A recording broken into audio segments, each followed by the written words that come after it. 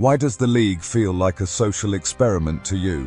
At this point, I can't help but feel like this league is a giant social experiment meant to test the patience of the masses. By masses, I mostly mean the tortured souls of Manchester United and Tottenham Hotspur fans. It's as if the footballing gods decided to throw the most absurd scenarios at these clubs to see how much heartbreak we can endure. Let's start with Manchester United. Ruben Amorim has only been in the job for a few months, and already he's labelled this team the worst in United's history. Let that sink in. This is a club with an illustrious past. A club that once set the standard for success in English football. Yet here we are, staring at a side that's closer to relegation than the Champions League. Amorim left behind the best Sporting Lisbon team in decades for this. I'm sure the paycheck helps ease the pain, but can you imagine waking up every day knowing you're managing this disaster? The inconsistency of players like Andre Onana, who can pull off world-class performances one moment and make unforgivable errors the next, is enough to break anyone. And then there's Spurs. What can you even say at this point? Ange Postecoglou probably goes home every night and just stares at his phone, waiting for Daniel Levy to call and deliver the inevitable news. 7 wins in 22 games. 7. For a team with the most expensive football stadium in the world and season ticket prices that could bankrupt you, this is beyond tragic. Everton, yes.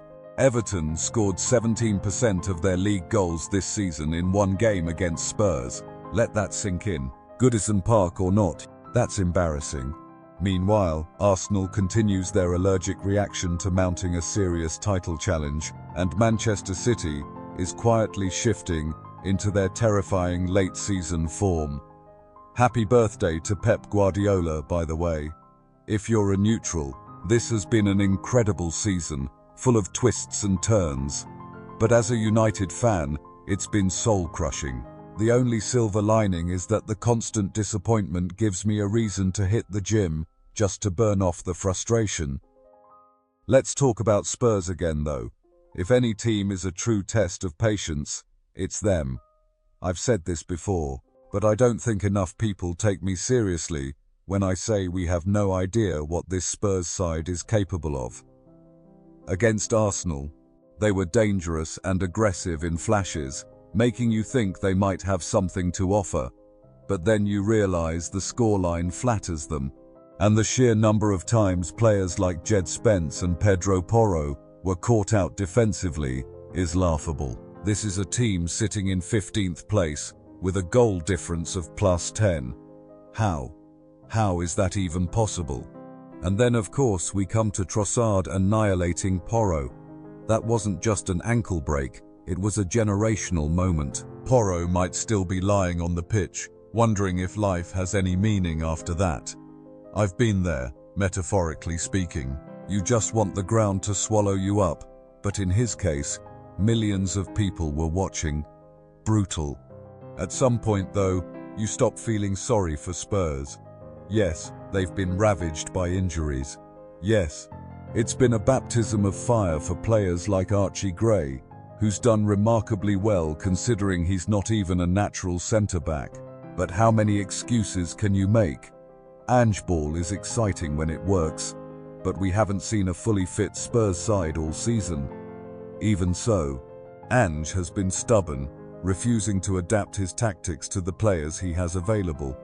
It's admirable in a way. He wants to stick to his principles. But football is a results business, and sticking to your guns while the ship sinks isn't going to save you. Their 3-0 half-time deficit against Everton was humiliating. Calvert-Lewin rolled back the years to 2021, looking like a prime target man. Spurs made Ndiaye look like a world-beater, and their defence, without the likes of Mickey van de Ven and Christian Romero, was non-existent. Even when those two return, can they stay fit? Every time they've come back this season, they've immediately gotten injured again. It's a vicious cycle. Son Heung-min, once the shining light of this team, has visibly regressed. He's carried Spurs for years, and it's unfair to expect him to keep doing it. Dejan Kulusevski still has his moments, but he can't carry the team alone. They need reinforcements, defenders, attackers, doctors, just anyone who can help. Now, back to United. The stats don't lie. 5 losses in the last 8 games. Ruben Amorim's record so far? 3 wins, 6 losses, and 2 draws. Numbers like that would be shocking for any United manager, but in the context of this team, it feels par for the course. Southampton, a team on pace to post one of the worst points totals in Premier League history, looked competent against United. They could have won if not for some poor finishing and an Onana masterclass. Let that sink in. A masterclass from Onana was needed to avoid embarrassment against Southampton. Blame has to be shared though. Postecoglou's refusal to be more pragmatic is a problem, but so is Daniel Levy's poor planning. This is a club with £1 billion stadium, but no depth in the squad to justify it. At least the stadium is nice though. I've been there. It's truly a marvel of modern engineering. Too bad the football inside doesn't match it. While Spurs wallow in misery, Sol Campbell decides it's the perfect time to star in a Google Pixel ad, talking about how switching sides is always a good idea. The audacity. I'm not even a Spurs fan, and it made me feel some type of way. Now, back to United. The stats don't lie. 5 losses in the last 8 games. Ruben Amorim's record so far? 3 wins, 6 losses, and 2 draws. Numbers like that would be shocking for any United manager, but in the context of this team, it feels par for the course. Southampton, a team on pace to post one of the worst points totals in Premier League history, looked competent against United. They could have won if not for some poor finishing and an Onana masterclass. Let that sink in. A masterclass from Onana was needed to avoid embarrassment against Southampton. Kamaldeen Sulemana ran riot on the left flank, making United look like they were playing in slow motion. The second half was marginally better, but the lethargy in this team is staggering. Amadou Onana, meanwhile, seems to be on a one-man mission to save Southampton from relegation. Even he was quiet for most of the game before coming to life late on. This United team has broken me. I'm tired of talking about them. Every now and then, I take a break from discussing United just for my mental health. I might have to do that again. I was excited when Amorim was appointed, but that excitement has faded like dust in the wind. This team makes you forget that players like Bruno Fernandes are genuinely good because they're surrounded by mediocrity. Onana has moments of brilliance, but they're always followed by moments of calamity. Rasmus Højlund has promise, but his first touch is inconsistent.